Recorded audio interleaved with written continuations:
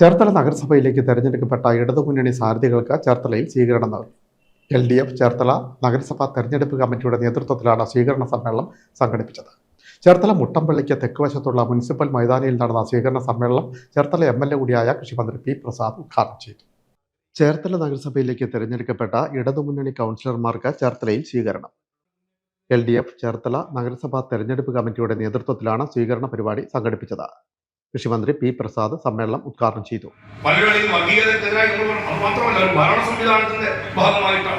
ആ ഭരണ സംവിധാനത്തിന്റെ ഭാഗമായി കൃത്യമായ ഇടപെടൽ നടക്കുമെന്നുള്ളതുകൊണ്ടാണ്.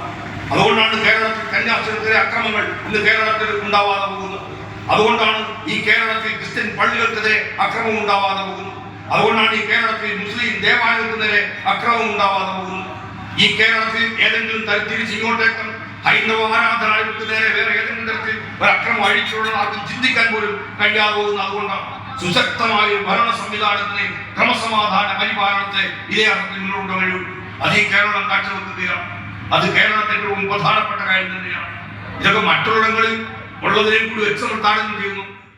മഹാത്മാഗാന്ധിയെ കൊന്നവരുമായി തെരഞ്ഞെടുപ്പ് വിജയത്തിന് കോൺഗ്രസ് കൂട്ടുചേരുന്ന സാഹചര്യം ഗൗരവത്തോടെ കാണണമെന്ന് മന്ത്രി P. പ്രസാദ് പറഞ്ഞു.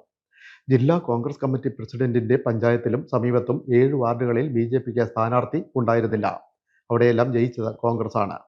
ചേർത്തല നഗരസഭയിലും ഇതര പഞ്ചായത്തുകളിലും സമാന കൂട്ടുകെട്ട് ഉണ്ടായി.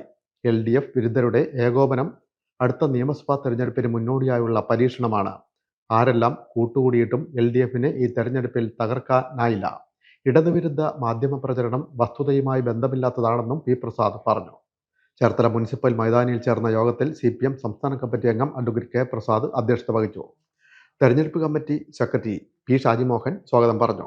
നേതാക്കളായ advocate M. Arif, NS Sivaprasad, MC Siddharthan, NR Baburaj, CE Augustine, B. Vinod, ME Ramendran Nair, Jomy Cherian, G. Sasidhara Panicker, NB Badaruddin, Sabu Pulluruthikari, KS Sabu, K. Umayashan, Shirley Bhargavan, TS Ajayakumar എന്നിവർ സംസാരിച്ചു. തുടർന്ന് ആലപ്പുഴ ഇപ്റ്റ നാട്ടരങ്ങ് സംഘടിപ്പിച്ച ഫോക്ക് ഫിയസ്റ്റ എന്ന കലാവിരുന്നും ശ്രദ്ധേയമായി.